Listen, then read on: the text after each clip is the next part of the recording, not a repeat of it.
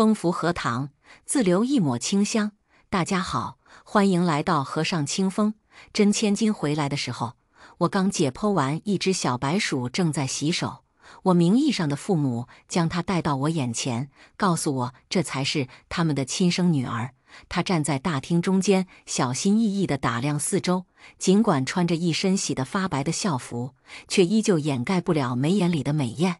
我就说我母亲是大钢琴家，我父亲是上市公司总裁，要颜值有颜值，要才华有才华，怎么到我就成了长相普通，弹不会钢琴，学不懂金融，到现在一无所成的废物？原来我不是亲生的呀，这样就说得通了。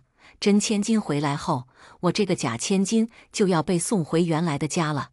豪门最注重血脉，而且我原本的家庭很贫困，真千金她受了不少苦，再待在这里个应人家真的不好。临走那日，真千金拉着我的手悄悄告诉我，回去之后一定要小心刘雅那群人。说着，她颤抖地撩起袖子，上面遍布了青紫的痕迹，有掐伤的，也有烫伤的，旧伤上面夹着新伤，看起来很骇人。手腕上还有一条很深的疤，疤痕鲜红，应该是近几个月的。你这是自杀过？他脸色一白，片刻后点了点头。看他不打算继续说，我又接着问，是你口中的刘雅那群人逼迫你的？他先是摇头，思索了片刻，又开口，刘雅剃光了我的头发。我一时想不开，所以我原来是这样。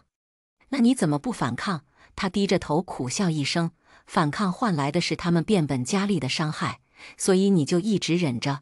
我也不想忍的，但是报警没用，老师也不管，我没办法。我垂眸听着他口中所说的刘雅，内心有种跃跃欲试的期待。我从小就知道我和平常人不一样，一只鸟落在我面前，心里就开始有个声音不断叫嚣：捏死它，折断它的翅膀。被钢琴老师批评后，我心中想让它死，被车撞死。小时候这些想法在脑海中很强烈，但逐渐在良好的教育中平息，直到看到真千金身上的伤，那种恶意又开始涌上心头。到学校的第一天，江小华口中的刘雅围在我的课桌前，你就是和江小花换回来的那个女孩，长得也不怎么样嘛。江小花就是现在被改名为江小华的真千金。刘雅带着戏谑的语气，当了那么多年的大小姐，身上还是土里土气的。果然山鸡就是山鸡。我抬眼打量了一下她，圆眼睛圆脸，一头标准的学生短发，校服穿起来像个乖乖女。你看什么看？信不信我挖了你的眼？我有些好笑地啧了一声，就你啊！刘雅听后瞬间暴怒，揪起我的衣领，想要扇我巴掌，但手扬起来又停下，然后凑到我耳边神秘兮兮地开口：你想不想知道江小花原本在这里的待遇？我点了点头，挺想知道的。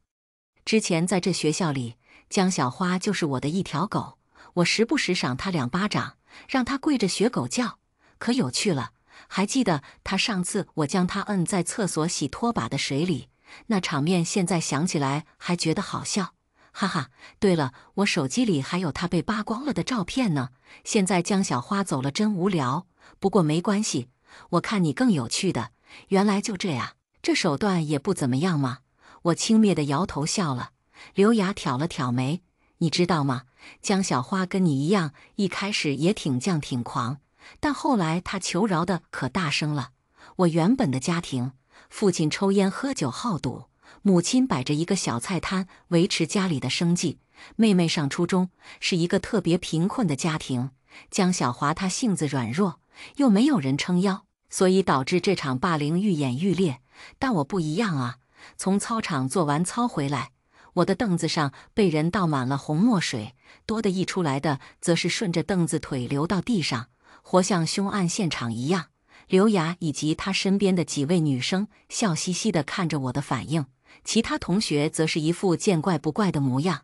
我看了一眼刘雅，是你干的？刘雅得意地开口，对呀，给你的惊喜，喜欢吗？我点了点头，笑着撑起凳子走向刘雅，然后就将一凳子的墨水倒扣在她的课桌上，在她的课本上来回摩擦了2下。连同他课本下的化妆品被砸得稀碎，巨大的声响引得全班同学看过来。有人惊呼，有人唏嘘，还有人在小声地说我死定了。而我则是不在意地抬起凳子，上面还有一点红色的痕迹没干净，抬手一把扯过刘雅的校服，将凳子擦干净。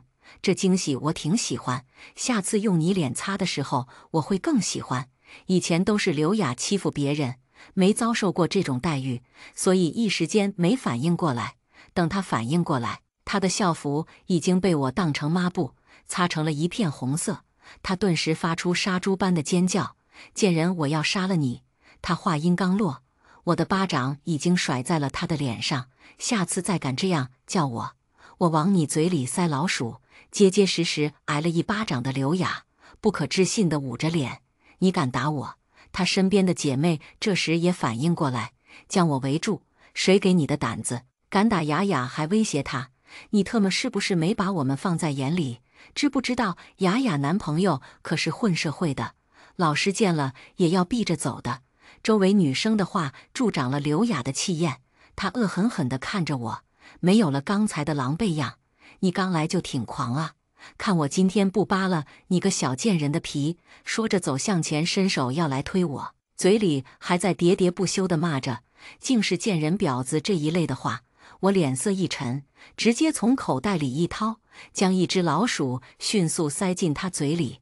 这只老鼠是我刚才在操场角落里抓的，原本打算晚上解剖做实验，现在赏给他了。刘雅反应过来，连忙从嘴里一掏，霎时间，围在我周围的女生们发起此起彼伏的尖叫声。啊呀！老鼠跑我肩上了！救命！我最害怕老鼠了！啊啊！它从我脚上跑过去了，直到2-3分钟过去，尖叫声才停止。那老鼠也在混乱中从教室跑出去了，而刘雅则是捂着嘴干呕起来：“呜呜呜！我会不会得病？我要报警！”我一脸无辜地笑了：“你要报警就报呗，反正我只是开个玩笑。”这学校是这县里最差的一所高中，附近还有2所职高，所以这一片混乱得很，以强欺弱，以多欺少的事情经常发生。只要没造成什么实质性的伤害，警察也懒得管。刘雅脸色变得阴沉起来，可能也想到了这点，毕竟之前江小华被那样欺负，报了警也只是让刘雅道个歉而已。江玉，从现在开始你彻底成了我的仇人，我不会放过你，搞得他原本打算放过我一样。一上午刘雅都没有动静，直到放学前最后一节课，我去厕所准备出来时，听到门外有动静，不用想也知道是谁。我从里面打开厕所门，又快速拉回，同时门上传来了水花炸响的声音。要是刚才我出去泼到门上的那桶水，现在就泼到我身上了。至于为什么不像电视那样从门顶泼，那是因为这里的门是封闭式的，连着房顶，见没泼到我。刘雅他们还在外面叫喊：“江玉，你不是能耐吗？刚刚怎么不出来？现在怎么不敢出来了？上午那股牛逼劲儿呢？有种你出来，我保证不弄死你。我们今天就守在门口，看他还能去哪儿。我当然会出来，不出来怎么给他们一个难忘的回忆？”转身忍着恶心，拿起角落的纸篓，在他们叫骂了几分钟，精神松懈后，我打开门，迅速将纸篓里的纸朝他们抛去。一瞬间，纸篓里带有黄色东西的纸，还有卫生巾之类的东西落在他们身上。啊，什么东西？这是带血的卫生巾啊！好恶心！这次刘雅反应还算迅速，将身上的东西拍落后，还想拿拖把桶里的水泼我。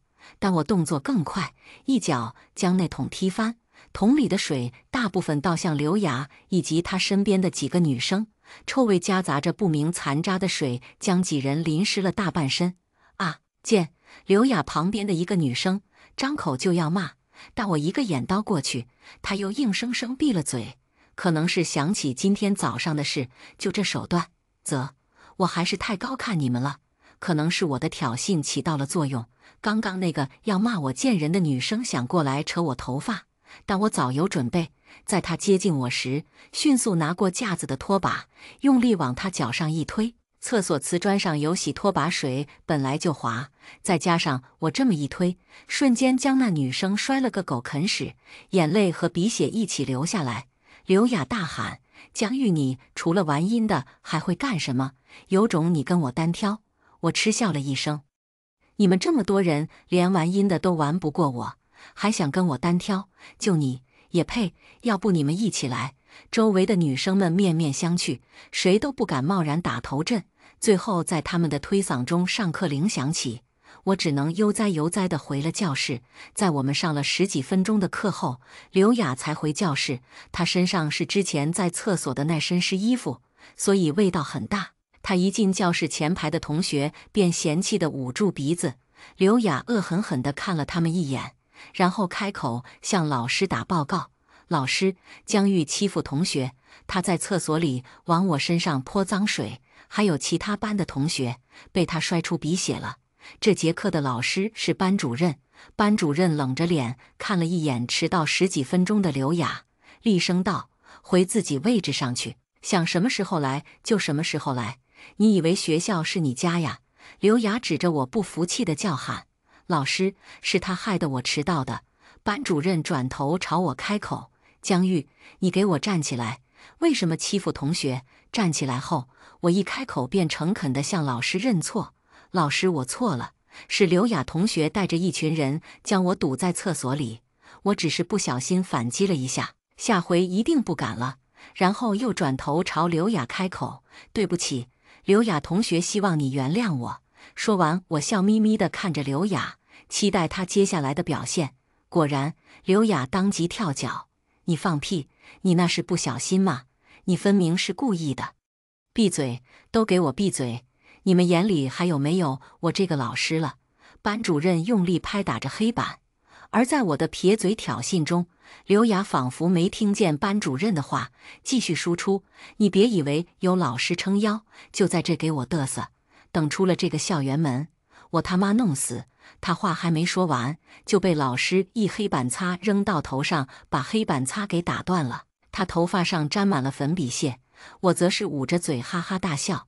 刘雅，你再这么无组织纪律，直接开除，就算你爸妈来说情也没用。据说刘雅一开始上的是最好的高中，但是在之后这3年里被多个学校开除，原因是霸凌同学。最后他父母托关系才勉强进了这个最差的学校。回到家后，天天只有白菜萝卜的饭桌上多了一盘小河蟹。我前几天说饭菜难吃，这应该就是改善的伙食。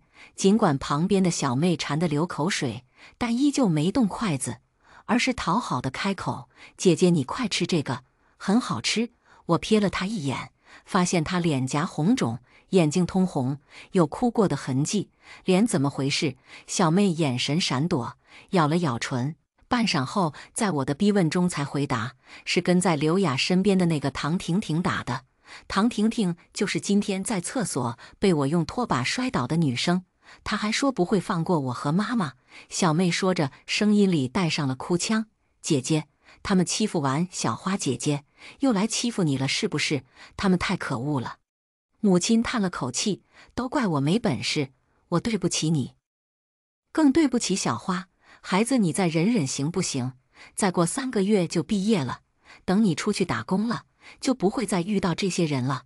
小妹也开口：姐姐，你就忍忍吧，不要跟他们作对了。唐婷婷他们说要划烂我的脸，我害怕。这人挺会玩啊，敢用家人威胁我，我像是吃那一套的人吗？正当我思索接下来如何报复时，小破屋的门突然被推开了，进来的是我那血缘上的父亲。这是我回来这么长时间第一次见他，果然与我想象中的一样，满嘴黄牙，浑身散发的酒臭味。看见桌子上的河蟹，他瞬间怒气冲天的一脚踢翻桌子：臭婆娘，你不是说你没有钱吗？怎么还买蟹吃？敢骗我！他狠狠甩了母亲一巴掌，然后揪着他的衣领：马上给老子拿钱，不然我打死你这个不下蛋的！母亲小心翼翼地摆着手：别生气，别生气，我去给你拿，我去拿。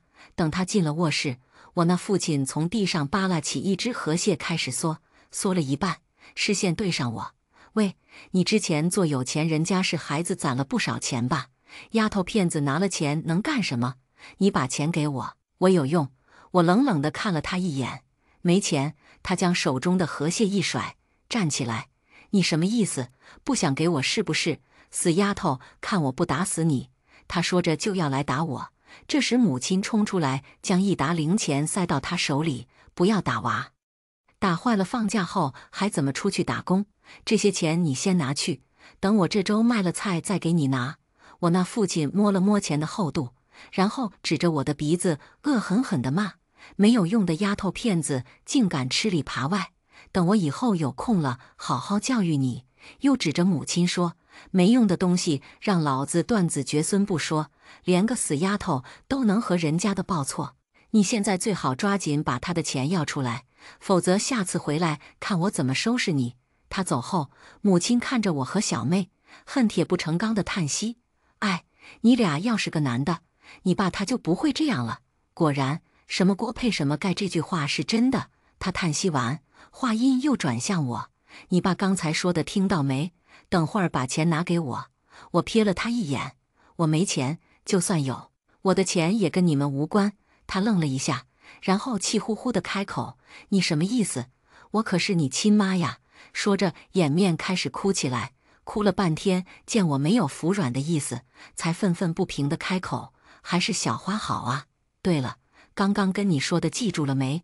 不要招惹刘雅他们那群人，免得他们又来掀我的摊子，想让我忍，那是不可能的事情。我的作风里从来没有忍这个字，而且之前江小华忍了，但换来的是他们变本加厉的伤害。所以第二天，我从网吧里找了10几个小混混，每天给他们100，让他们轮流守在学校门口，早晚各扇唐婷婷2巴掌。钱我当然有，之前在江家时存了几10万零花钱，临走时他们也没收回。接连几天下去，唐婷婷的脸都被扇破了，她都快被吓得不敢来学校了。但还有2、3个月就高考了，不来学校是不可能的。而这是告老师不管用，校外纠纷不归学校管，叫家长又逮不着人，就算报警，警察也解决不了，因为那些人一天换一个人，打完就跑，而且他们人数众多，一个人每个月也轮不到2、3回，警察也不可能因为2巴掌就抓人，就算抓住了，对那些未成年也只是被口头警告而已。唐婷婷生生挨了几天的打，才说动刘雅帮她出手。于是刘雅带着一群精神小妹来我那母亲的小菜摊上，见他们来势汹汹，母亲走上前刚想说好话，就被他们一把推开。刘雅站在一旁看着那些人，将摊子上的菜扔在满地上都是。母亲穿梭在人群中护住这个菜，却拦不住那个，只能眼睁睁地看着好好的菜被扔在地上，踩成一堆垃圾。江玉，这就是招惹我的下场。刘雅说完，狠狠一脚踩爆了脚下的西红柿，然后用威胁的语气开口：我已经知道那些小混混是你找来的，你最好赶紧让他们滚，否则他们出现一次，我就砸这破菜摊一次，2个巴掌换一摊子的破菜。我看到底是你亏还是我亏。他们离开后，我那母亲愤恨地看着我：死丫头，我叫你别招惹他们，你把我的话当成耳边风了吗？这个星期你爸要是找我要钱，我拿什么给他？你是要害死我是不是？他哭着要来打我，我一把抓住他的胳膊，冷冷地开口：刘雅敢这样挑衅我，我自然会让他付出代价。但是我很好奇，你辛苦赚的钱，为什么要一直给我那整天只知道吃喝嫖赌的父亲？母亲愣了一下：我也不想给，但我要是不给他钱，他就把我往死里打。所以你要一辈子都赚钱，供他在外面胡来。说起一辈子，我那母亲抹了抹眼泪：那我能怎么办？我凑到他耳边轻声开口：当然是弄死他了。刘雅家里是开鱼鸟市场的，于是我突然想到了一个好主意，他掀摊子，我就环制其人之身砸他家场子。鱼这玩意一包巴豆就能搞死，但每个品种都养在不同的鱼缸里，所以搞起来很麻烦。相比之下，鸟更容易一次性全搞残。玩鸟的主要听声音，鸣叫声越好听，价格就越贵。因此，饲养员要特别注意杂音，以免鸟脏口不值钱。之前在江家时，老爷子养了一院子的鸟，什么百灵、鹦鹉、金丝鸟都有，但后来被我一个低音炮全弄残了。于是我去了一趟二手市场，买了个声音超大的迷你蓝牙音箱，然后去网吧在网上下载了一些脏口。所谓脏口，就是类似于乌鸦那种嘎嘎嘎的叫声，或者是一些乱七八糟的野鸟发出的刺耳不和谐鸣叫。对于市场里的那些家养鸟，比如百灵鸟、鹦鹉之类的，很容易就能学会脏口，而学会之后就很难再改回来。第二天放学，我口袋里揣着音响，跟在刘雅身后去了她家的鱼鸟市场。在看到她家市场后，我终于知道刘雅为什么敢明目张胆地霸凌同学了。因为她家有钱，在这个小县城里，她家鱼鸟市场算是最大的一个。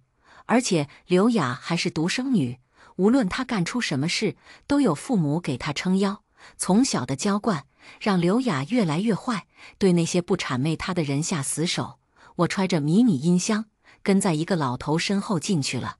店里有不少罕见玩意儿，城市的老头子都来这里找鸟。里面空间很大，但摆放有些杂乱，正好方便我下手。我在里面转了一会儿，最后在一处监控拍不到的角落里发现了一盆绿植。我蹲下身系了个鞋带，顺势将音响藏了进去，然后边欣赏鸟边悠哉悠哉地出去了。出去几分钟后，我一番操作，把藏在里面的音响声音打开，将音量调到最大。音箱里各种叽叽喳喳的声音，夹杂着二手音箱自带的杂音，震得人耳朵生疼。就连隔条马路站在对面的我也听得见。市场里面也顿时乱作一团，原本给客人介绍品种的服务生们到处寻找声音的来源，直到十几分钟后，音响的声音才被关掉。但鸟这东西很有灵性，跟着音响里的杂音叫了几分钟就学会了。此时就算音响的声音已经被关掉，那些鸟已经脏了口，原本清脆亮丽的鸣叫声变成了叽叽喳喳的杂音，听着让人烦躁。半个小时后，警察来了，但这事很难查，市场里面的人又乱又杂，而且监控拍不到的死角很多，再加上迷你音箱这东西很小，根本找不到是谁带进去的，所以没过多久，警察无功而返了。他家这下损失了大概不止3、4万，比我们那个小菜摊不知道多赔了几百倍。第二天上学时，刘雅脸色不太好。昨天他家被同行搞了，再加上他前天的威胁无效，今天早上唐婷婷依旧被打了，而且还被打得更严重。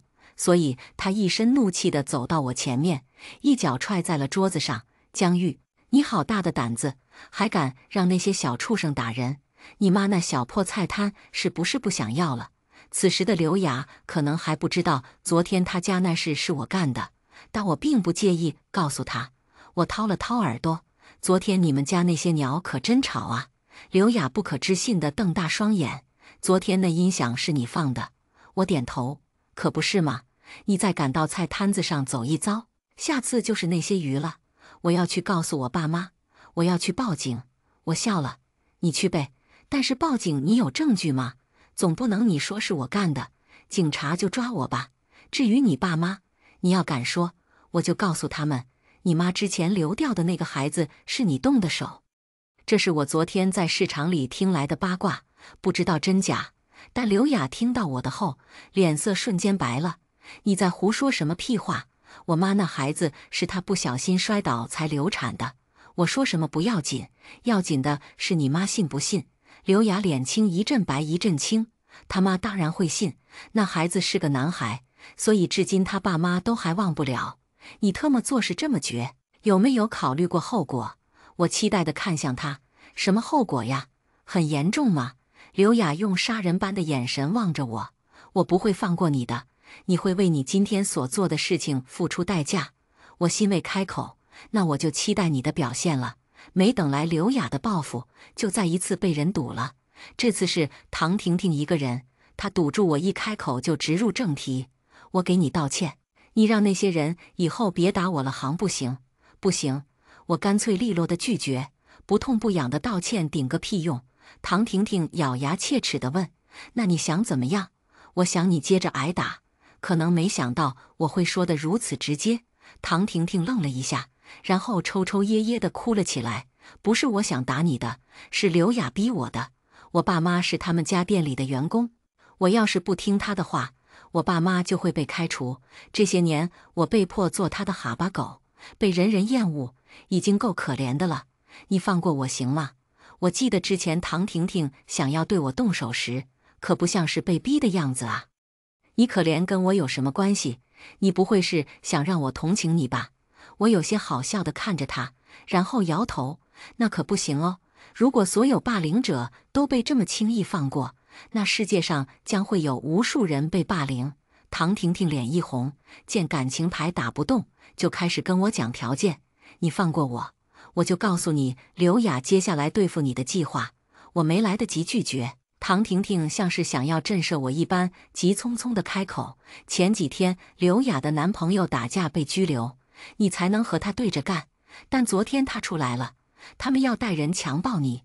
刘雅说要拍下你的视频发到学校群里，还要拍你的裸照以后用来威胁你。就这样，我以为刘雅能搞点新花样呢，所以你告诉我是想要帮我。”唐婷婷一愣，慢吞吞地开口：“我不能和刘雅对着干。”我摆了摆手：“切，没意思。”在唐婷婷告诉我的当天，我就被刘雅堵了。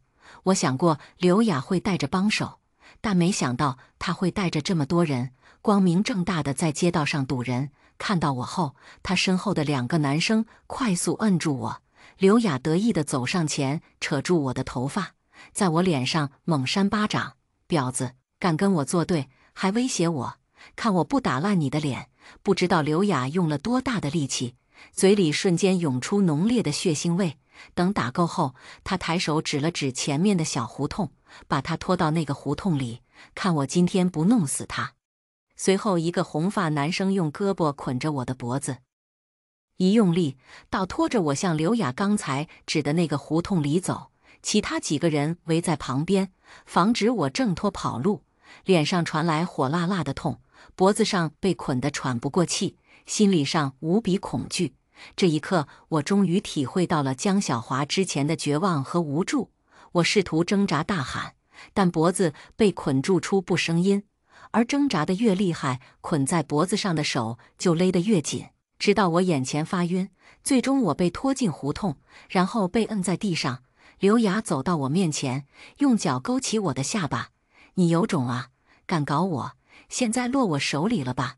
站在他旁边的男生盯着我的脸打量了一眼：“这怎么长得还不如江小花？你以为人人都像江小花呀？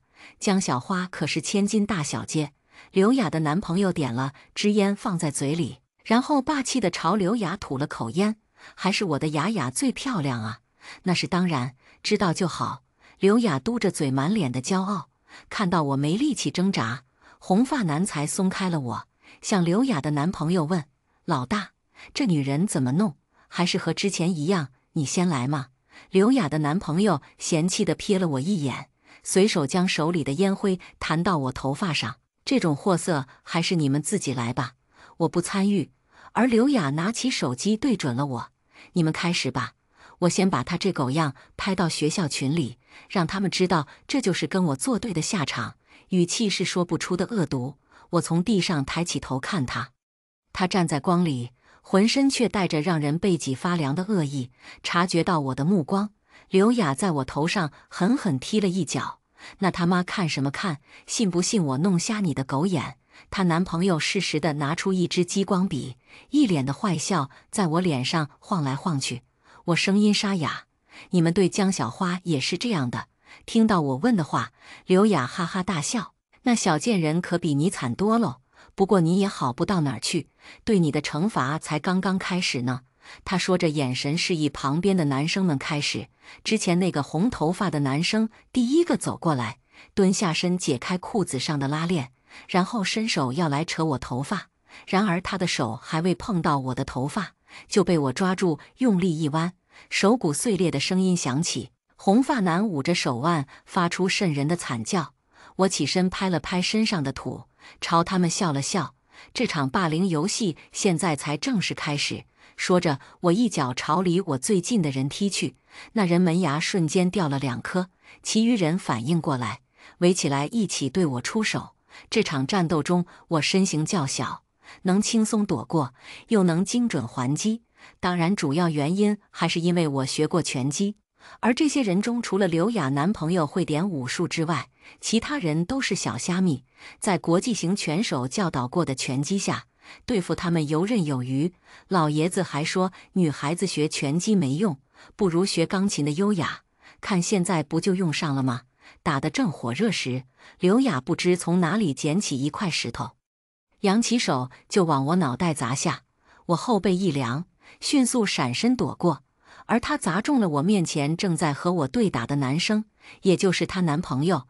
她男朋友被砸中，鲜血顺着额头流进眼睛，遮住了视线。趁这个空当，我一个过肩摔，将他狠狠摔倒在地上。片刻后，这些人被我打倒在地。刚才在打斗中，刘雅想跑，被我一石头砸中了脚后跟。此时她缩在墙角，一脸的惊恐。你想干什么？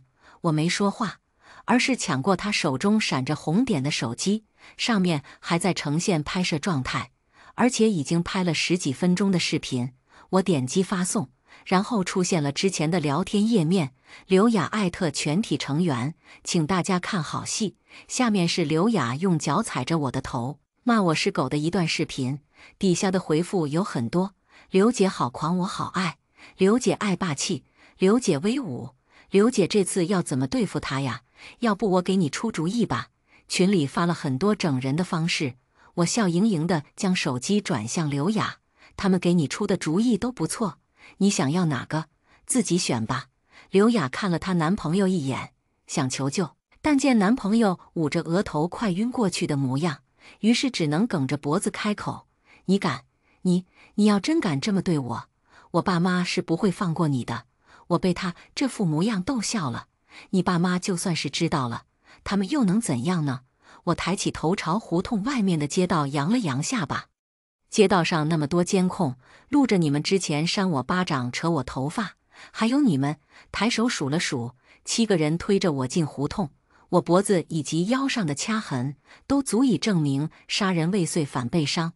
所以现在别说我划烂你的脸，我就算杀了你，也只是正当防卫。说着，我拿出一支钢笔，用力插到他脸上。瞬间，刘雅惊恐的惨叫声炸响在这条胡同里。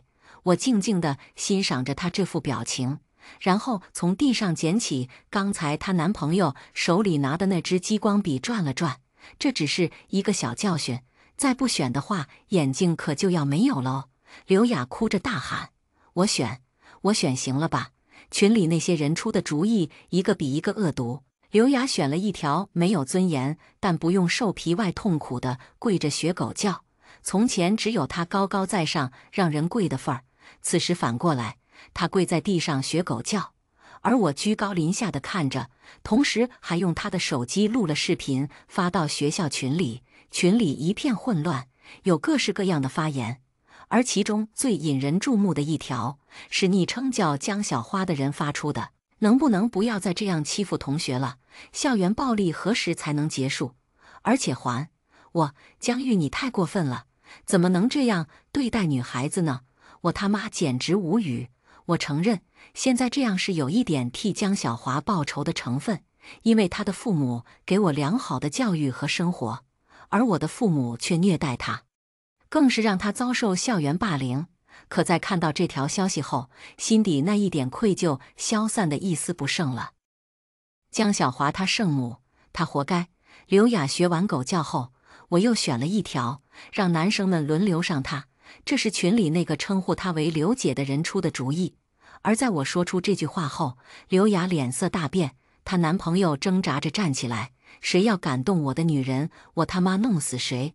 他话音未落，我狠狠一脚踹向他的裤裆：你他妈硬不起来，还不让别人上！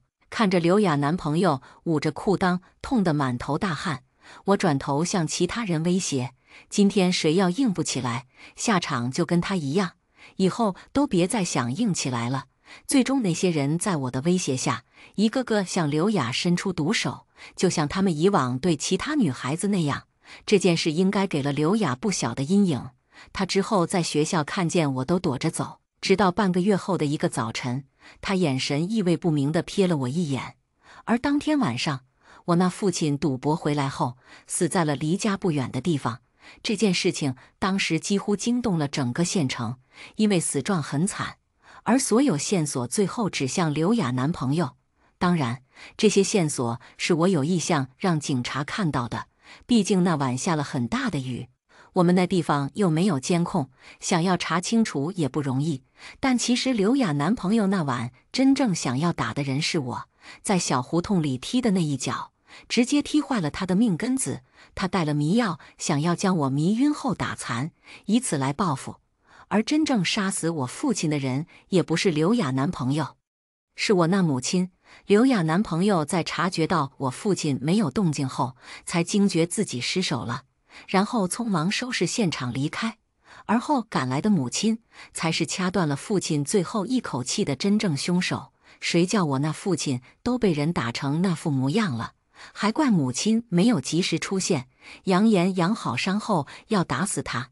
我那父亲一辈子打媳妇打孩子，不务正业，最后死在他手里，也算是因果循环。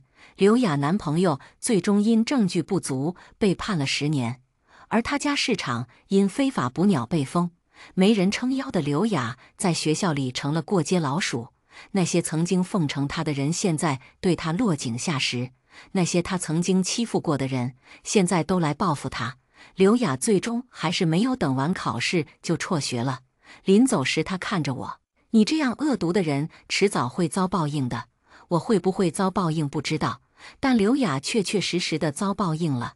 在我成为法医的第5年，接到了一起碎尸案，尸体的主人正是刘雅，而凶手是她男朋友。原来10年前原本要打残我，但后来意外卷进我父亲的那场局，是他们2人一起策划的。后来出事，刘雅让她男朋友承担一切，并承诺等她出狱后，刘雅会和他永远在一起。但等她出狱后才发现，刘雅已经找了新欢，而且还准备结婚。她找上门，结果被刘雅威胁，于是才有了这一场案件。这一次她被判了死刑。曾经刘雅和她一起霸凌同学，侵犯女生，并拍下视频以此威胁，害得有些人差点跳楼，有些人一辈子抑郁。如今这样也算报应了。下面我们来听第2个故事。继父的女儿颐指气使地吩咐我给她拿火锅调料，否则就不吃了。这一幕全被我直播间的100万观众看在眼里，直播间疯狂刷屏，大佬们更是直蹿火箭，疯狂地让我兑回去。行，蹿火箭的说了算。我直接掀桌子，那就都别吃了。啪！我正在上厕所，突然一个水气球扔进来，砸在我身上，我顿时透心凉。等我出来的时候，人已经跑光了。不过我知道是谁，我继父的女儿江聪。自从2年前我妈跟继父结婚，继父就经常以你是姐姐，姐姐要让着妹妹来道德绑架我。但是我只比江聪大半个月啊，2年来我都不知道包容他多少次无理取闹了，可是换来的却是他的变本加厉。我再次压下了火气，全当是为了我妈的婚姻幸福吧。我想息事宁人，但是直播间里的大佬们却不同意了。几天前，我莫名其妙地绑定了直播系统，现在直播间的人数已经破万了，弹幕在我眼前狂闪，对回去，对回去。紧接着，有大佬开始在直播间里给我刷礼物。我赞助1盆水气球，我赞助2盆水气球，我赞助上面那3个盆。我边看弹幕边回到教室，江聪和他的狗腿子们看见我落汤鸡的样子，顿时疯狂拍桌子大笑。我继续强压火气，江聪等人笑够了，见我没搭理他们，顿感有些尴尬。江聪嗤笑一声：“傅安安，开个玩笑嘛，你该不会连玩笑都开不起吧？瞅瞅，这得多绿茶才能说出这番话。行，开玩笑是吧？那咱就谁也别藏着掖着了。我转身走出教室，当我再回来的时候，手里已经端了一盆冰水。是的，这是我刚从学校超市买的冰镇矿泉水，足足15瓶，满满一盆，还挂霜带冰茶的那种。我端着冰水走向江聪，他还在挑衅地看着我，一副你能奈我何的表情。而下一刻，哗，一盆冰水在他的头顶倒扣而下，江聪顿时被冰地打了个激灵，疼的一下从座位上弹了起来，对我歇斯底里的大吼：“傅安安，你是不是疯了？”我笑吟吟地看着他，然后用他刚才那副绿茶的语气回敬他：“江聪，开个玩笑嘛，你该不会连玩笑都开不起吧？”你，江聪咬牙切齿地瞪着我：“行，你等中午回家的，看我告不告诉你妈。”吃，我一声嗤笑：“多大的人了，还动不动就告家长？要不你报警吧。”江聪，同学们看江聪吃瘪的样子都憋着笑。江聪的那些狗腿子们却是不可思议地看着我。我回到座位上，这一刻，直播间里的人数已经突破5万大关，弹幕再次疯狂弹我，大佬们狂呼我对得过瘾，干得漂亮，这种人就得这么治他，老虎不发威。当咱主播是病猫，老妹带劲熬，大哥请你吃嗦了蜜。嘿，我看着弹幕笑了。东北大哥说话就是有意思。接下来，直播间里陆续有人刷礼物，他一个跑车，他一个游艇。那个说请我吃嗦了蜜的东北大哥，直接给我刷了20组9999的棒棒糖。嗡嗡嗡，我的手机开始闪个不停，拿出来一看，居然是我银行卡的信息。直播间里给我刷的礼物，竟然直接折现存进了我的银行卡。个10、100、1000、万，我怔住了。自从办卡至今，我卡里的余额就没达到过4位数，而这么一小会，余额就达到了惊人的5位数。我发财了！我又惊喜又恐惧，因为我根本不知道这个直播系统是怎么回事，又是谁开启的。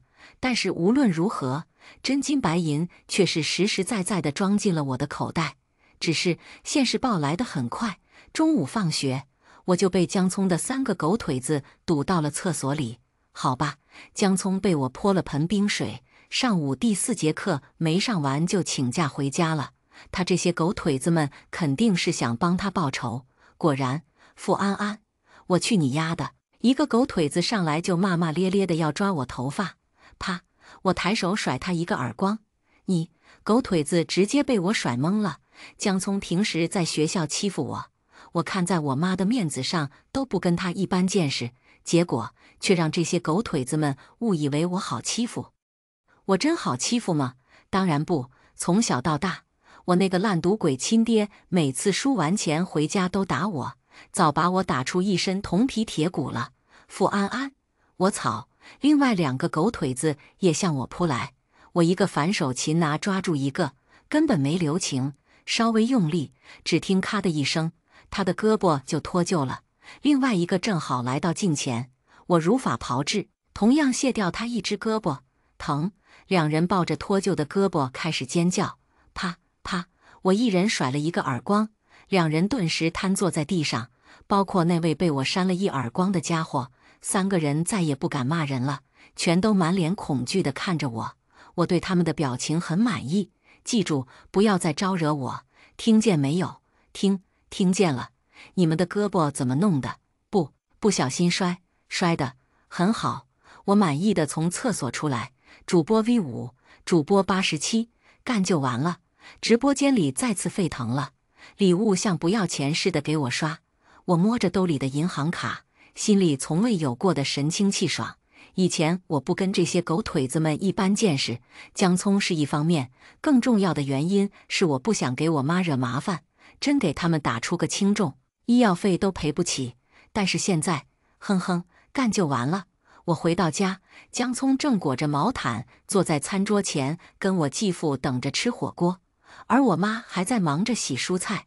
继父抬头白了我一眼，一声冷哼。江聪则是挑衅地看着我，很显然他已经告完状了。安安回来了，我妈抽空跟我打了声招呼。很快，他就把蔬菜都洗好了。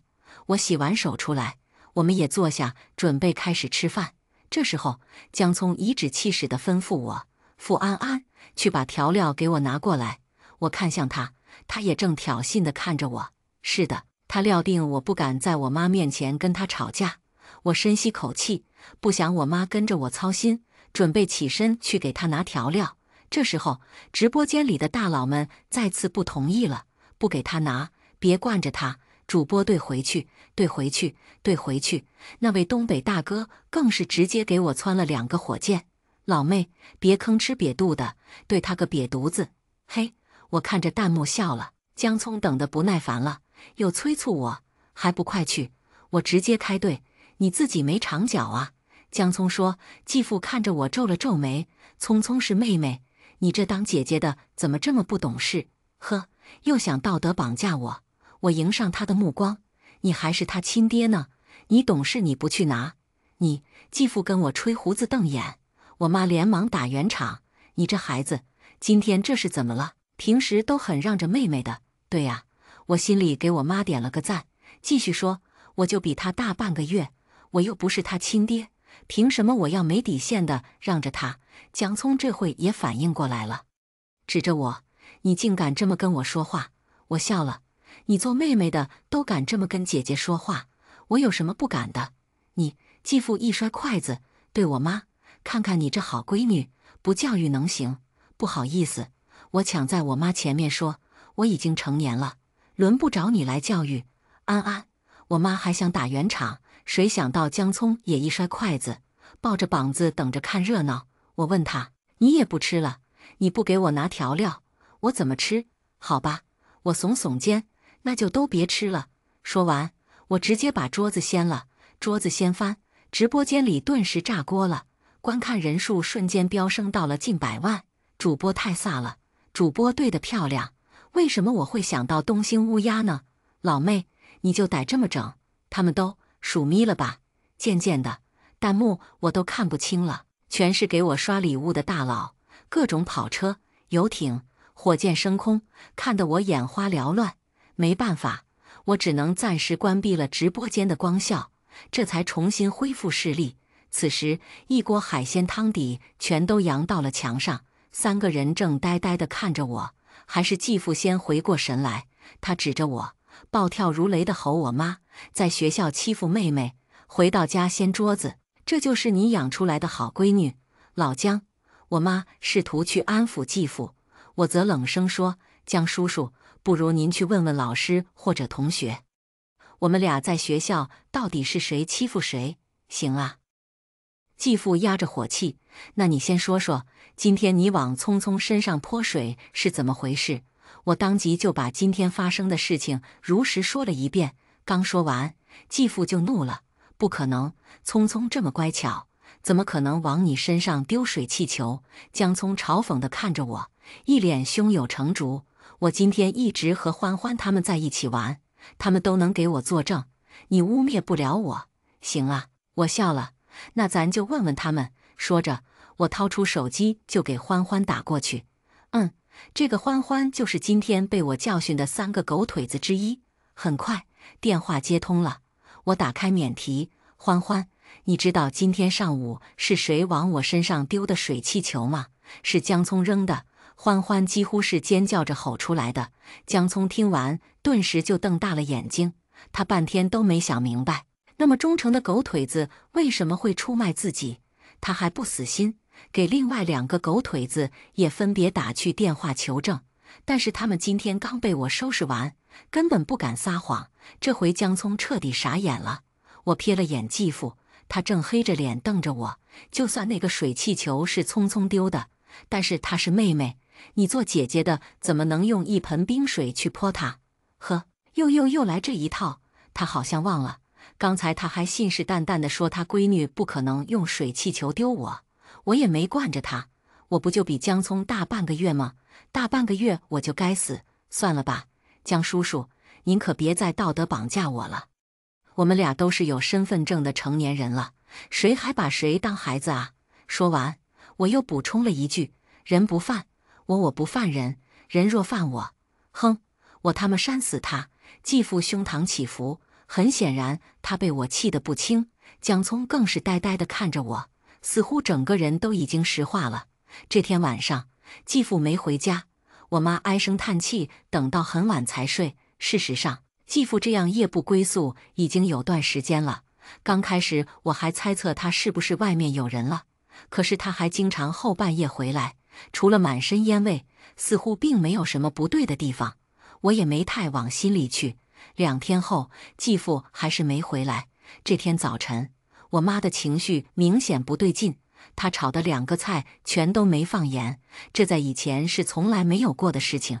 妈，我正想问问她发生了什么事，江聪就开口把我打断了。阿姨，请问你会不会炒菜？什么？我妈疑惑地尝了尝菜，继而满脸歉意，抱歉，我可能忘记放盐了。你们等一下，我这就去回下锅。我妈伸手端菜，江聪却直接把筷子摔在了菜盘上，其中一根筷子崩到我身上，另一根筷子崩到了我妈的脸上。江聪，我的火气顿时就压不住了。我妈天天侍候你，给你洗衣服做饭，你真当自己是千金大小姐了？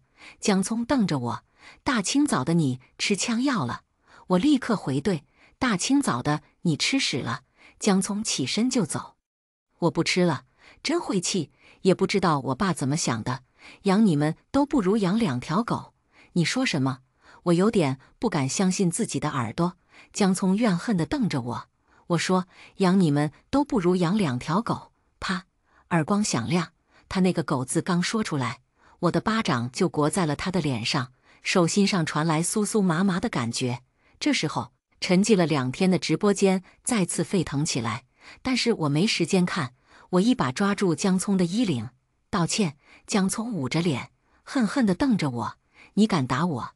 道歉不道。江聪理直气壮，这是我们家的房子，你们住在我家里，不是我家养的狗是什么？你家的房子？我气得全身都在哆嗦。江聪，我告诉你，你爸的工资只够还房贷，你这2年每天吃的、喝的、穿的、用的，全是我妈给你买的。另外，我再告诉你，你爸可从来没打算在房本里加上我妈的名字。我妈现在养着你，你要知好歹，明白吗？道歉。江聪抿着嘴，道歉。我已经红眼了。江聪可能被我的样子吓到了，不情不愿地小声嘀咕，对不起，听不见，对不起。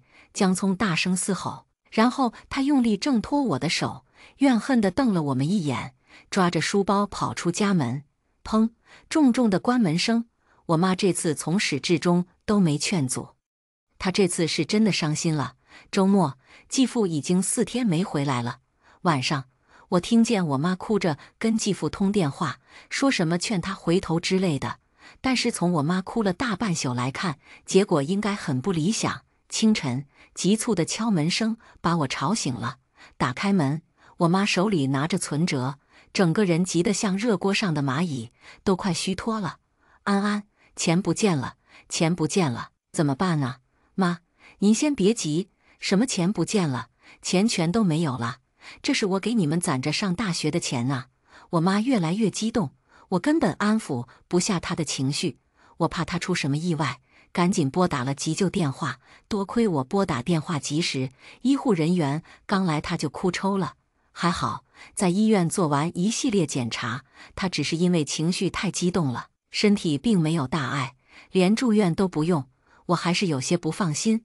医生，真不用吃点什么药吗？医生看了我好半天，才对我说，实在想吃药，就吃点维 C 吧，毕竟岁数大了。我从医院出来，我扶着我妈坐在花坛上，她的情绪基本已经稳定了，只是一个劲的掉眼泪。妈没事。她把一张存折递给我，我看了一眼，存折上每个月都会往里存钱，有时多有时少，直到最下面一页，一次性把里面的10万块钱全都取走了。这是你爸没了以后我给你存的钱，您哪里来的钱？我有点不可置信，他是医院职工，几年前因为学历不够被单位给内退了，也就是拿着70%的工资，却不用去上班。从那时起，他一直没停止在外面打工，甚至有的时候还打2份工，只为了给我多攒点钱。但是我没想到他居然能攒这么多。我妈没回答我的问题，自顾自地说：“你爸是烂赌鬼，把家产都祸害没了。但是妈必须要供你读书，所以一直在给你攒钱。只是前段时间这张存折被你江叔叔看见了，所以存折上的这些钱是江叔叔取走的。是，妈，您能告诉我，江叔叔为什么最近总是不回家吗？他还不声不响地取走这么大笔钱。”我妈支支吾吾，好半天才告诉我：“你江叔叔也沾染上赌博了。”啥？我听完整个人都傻了。我从有记忆以来，我爸就是烂赌鬼，有点钱就去赌，赌输了就回家打我们母女。直到我12岁那年，他醉酒回家的途中不小心栽进了臭水塘，警察带我们去收尸，我们看着他的尸体抱头痛哭，警察还劝我们节哀。我妈当时激动地握着警察的手，同喜同喜，嗨，还好警察没把我们当成凶手。就这样，我和我妈相依为命了4年，直到2年前，我妈偶遇了继父。事实上，他们2人曾经还是初恋，只是有个追求继父的绿茶造谣说2个人八字不合，结婚会克死继父。继父的父母当然不同意，所以这门亲事就黄了。后来继父娶了绿茶，不过绿茶在生姜葱的时候难产死了。再后来，继父跟我妈再次重逢，2人很快就重新组建了家庭。安安，我妈又哭了，妈对不起你。我赶紧安慰她，妈，没事的，我有钱，你不用担心我上大学的事情。她当然不信我能有什么钱，我也没跟她解释，银行卡里现在差不多有1000万了。那么多钱绝对会吓到他，我只是带他去吃了顿大餐，放松放松心情。吃完饭回家的路上，我问他：“您是怎么想的？”他说：“先把钱要回来，你江叔叔刚沾上赌，或许还有回头的希望。”我暗暗叹气，都吃过1次亏了，还不长记性。回到家，我首先查看了我的账户余额，2000万。我先是被这么大笔钱吓了一跳。然后马上想起来，我那天抽姜葱的时候，直播间里正在给我疯狂刷礼物，连忙打开直播间。我找到那天直播时的回看，点开，当时直播间的观看人数高达100多万人，所有人都在弹幕上指责姜葱狼心狗肺，尤其是他说完那句养你们都不如养2条狗，整个直播间沸腾了，弹幕疯狂弹我，尤其是那位东北大哥，气得暴跳如雷，一个劲给我发弹幕：“老妹，你就给哥扇他一个嘴巴子，2个火箭，不，10个火箭，扇他个瘪犊子。”紧接着，大哥的火箭一个接着一个。我查询了下记录，大哥当时给我刷了100多个火箭，那就是100多万呐！天哪！我惊叹一声，看着账户里的余额陷入了沉思。当天晚上，继父醉醺醺的回来了，他有些亢奋。一进门就把所有人都喊起来了。我从房间出来，继父连看都没看我，直接把餐都递给姜葱：“来，闺女，爸特意给你买的羊肉串，趁热吃。”“谢谢爸。”姜葱欢呼一声，就拿着餐都钻进了厨房。我妈想把继父拉回他们的卧室，但是继父情绪太亢奋了，像官老爷似的往沙发上一坐：“有啥话就在这说吧，老姜。我存折上的钱，那个钱在我这呢。”他拍了拍身上的背包，把拉链打开，里面红彤彤的全是钞票，粗略看去起码有10几捆。看到没？我的运气回来了，今天不到2个小时我就赢了4万。哼哼，你昨天晚上还说什么？回头是岸。我要是真听你的，去哪挣这么多钱？老姜，这完全就是他们让你赢的，这叫放长线钓。放屁！这是老子凭本事自己赢的。好，我妈都快绝望了。老姜，我不管你了，你把那10万还给我，那是我攒着给2个孩子上学的钱。继父不屑一顾：“不就是上学吗？等老子赢了大钱，送他们出国留学都没问题。”老姜，听我一句劝，趁现在你还没陷得那么深，收手还来得及。你们女人就是头发长见识短。算了，趁着今天手气好，我再去赢点。老姜，我妈连忙上去阻拦，继父眼睛一瞪，指着我妈的鼻子说：“你再敢耽误老子赢钱，别说老子扇你！”说完，摔门而去，只留下我妈怔怔地站在门口。妈，我怕她的情绪再激动，想说点什么安慰安慰她，结果她的情绪倒是挺坦然，十赌九诈，不赌为赢。都已经这个年代了，居然还有人不懂这个道理。我听完暗暗松了口气。所谓好言难劝，该死的鬼！继父从刚才踏出家门那一刻，他就已经彻底没救了。姜葱不知道什么时候出来了，正倚靠在厨房门上，边撸串边耀武扬威地看着我。傅安安，做人得有自知之明，你千万别幻想我爸真会送你出国留学。我才是我爸的亲生女儿，他赢的钱只能给我花。瞅瞅，老的去赌博，小的不仅不制止，还期待老的能赢回来钱送他去留学，这两人都没救了。我怜悯地看着他，我祝你早日当上赌王千金，不过就怕通货膨胀了，你都跪不起来。你姜葱对我咬牙切齿。天快亮的时候，继父回来了，紧接着又走了。我还没开口，我妈就告诉我，他把房本拿走了。我欲言又止，他仿佛看出了我的想法，揉了揉我的头。我跟他离。翌日清晨，姜葱还恬不知耻地催我妈去给他做早饭。我妈只是白了他一眼：“你是你爸的亲女儿，饿了不去找你亲爸。”姜葱，看吧，我妈心地这么善良的人都被他伤透了。然后在姜葱目瞪口呆中，我妈拉着我来到楼下的早餐店。吃完饭，我们直接打车前往我学校附近的房屋中介。我妈已经决定要跟继父离婚了，可是距离高考还有将近1年的时间，我们得先找个住的地方。经过中介的介绍，我们两人最终选定了海蓝国际一套小3室的精装房，年租金4万5，比其他房子贵了1倍。但是海蓝国际小区环境好，房子也整洁，关键是所有家电齐全，拎包就能入住。妈，怎么样？不错。我妈也非常满意，但是当她听说房租之后，马上把我拉到一边。安安，你也知道咱家现在的情况。妈，我有钱。什么？我妈还没反应过来，我这边已经开始跟中介签合同了。签完合同刷卡，当我把钥匙交到她手里的时候，她整个人还在云里雾里。安安，她的声音都有些颤抖了。你哪里来的钱？妈，您放心，我的钱都合规合法，只是现在很多事情我都不能告诉您，您只要知道我是您女儿，永远都不会害您就行了。好吧。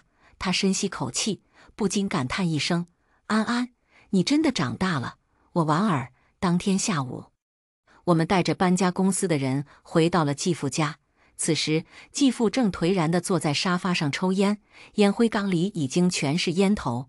看他这副落寞的样子，就知道他昨天晚上肯定输了，很有可能是倾家荡产。他看见搬家公司的人，眼神逐渐开始聚光。小茹，你们这是要去哪？看不出来吗？搬家。他再次变得失魂落魄。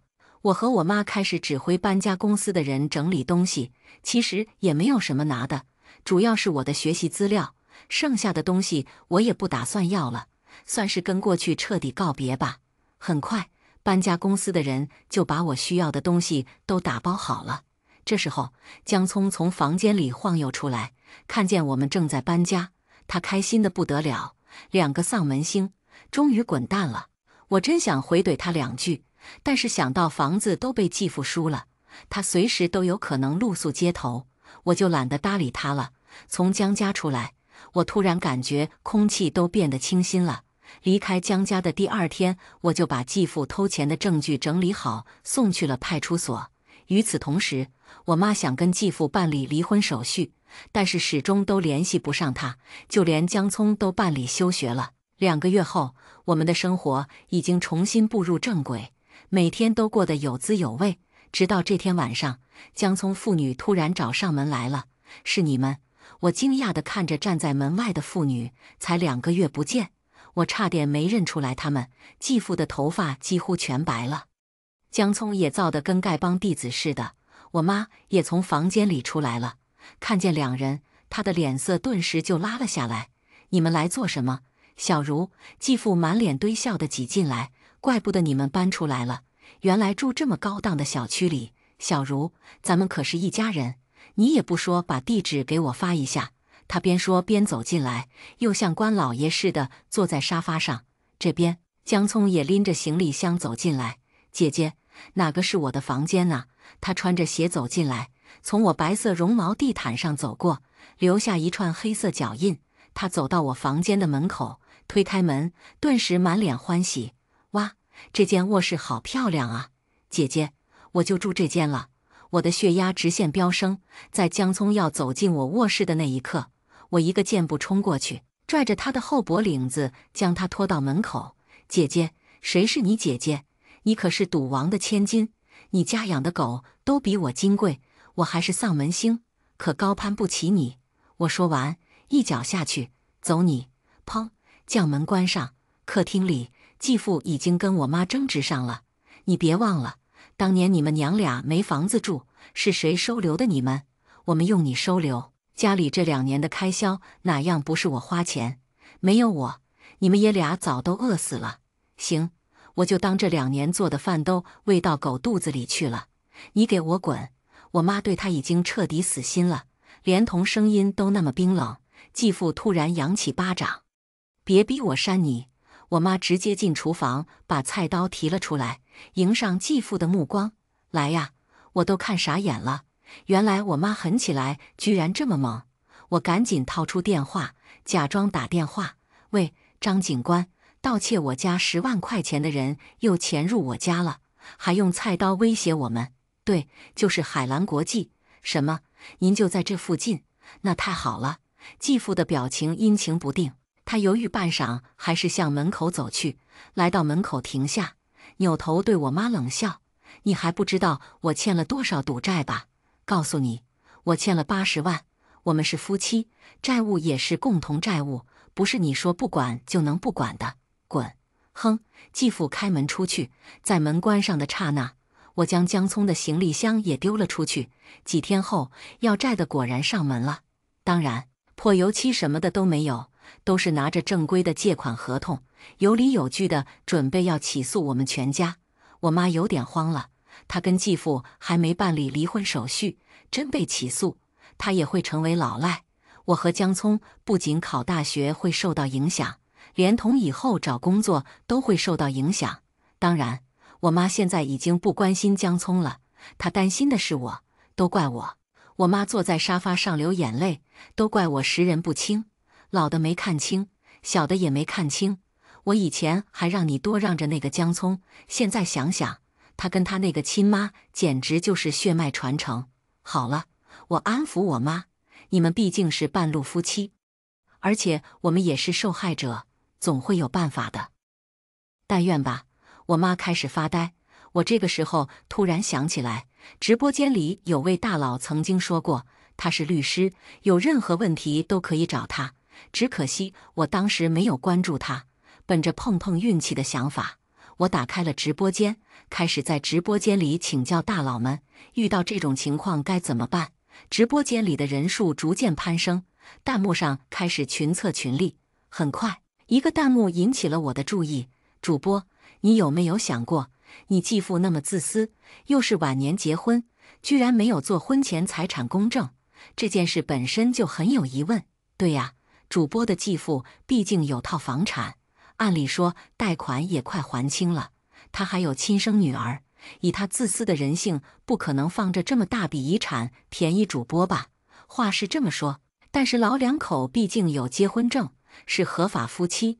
弹幕上继续群策群力，突然有人发弹幕：你们说，主播父母的结婚证有没有可能是假证？假证！我看见假证这2个字，全身的汗毛都竖起来了。妈，我记得您跟我说过，当时您和江叔叔扯证的时候并没有去民政局，而是他托人给办的。是啊，那时候我们工作都挺忙的，他就要了我的户口本和身份证，说托人就能办。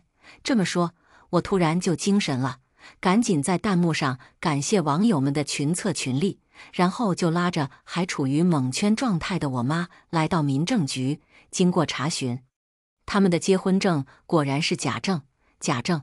我妈不敢置信地看着我，我没有告诉她实情，实在是不忍心再伤害她了。但是她却自己想通了。虽然我从来没想过图她的财产，但是她当时说不用做婚前财产公证。为了这句话，我感激了她2年。结果她从一开始就在欺骗我。3天后，我和我妈买菜回家，继父正狗狗祟祟地在家门口等我们。我的脸顿时就黑了。这个小区的物业怎么回事？这货都放进来2次了，看来真要去投诉他们才行了。这边继父看见我们回来，扑通一声跪在地上，抱着我妈的大腿痛哭流涕。小茹，我们毕竟是夫妻，现在只有你能救我了，求求你，撤案吧！我不想坐牢，撤案！我妈玩味地看着他，我是不是只要撤案了，你就同意跟我离婚，不让我跟你共同承担债务了？不用不用，只要你撤案，我们马上去办离婚！哈哈，我妈笑得畅快，然后直接把假结婚证甩在他的脸上。我不会撤案的，你可以去问问假结婚证用不用跟你共同承担债务。这继父顿时就没了声音，只是怔怔地看着手里的假结婚证，继而嚎啕大哭。据说继父当天晚上就被抓捕归案了。接下来的日子，我安心复习功课，准备迎接高考。我妈也把工作辞了，安心照顾我的饮食起居。期间，她还出席了几次庭审。春节前夕，我们在置办年货的时候接到个电话，我妈挂断电话，欢天喜地地告诉我，她被判了6年，才6年，真是便宜她了，岂止是便宜她了。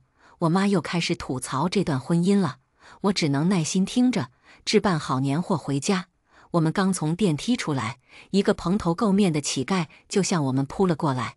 妈妈，妈的，这乞丐都把我吓出颤音了。出于本能反应，我们母女同时出脚，又同时踹在他身上，直接将他踹出了2-3米之外。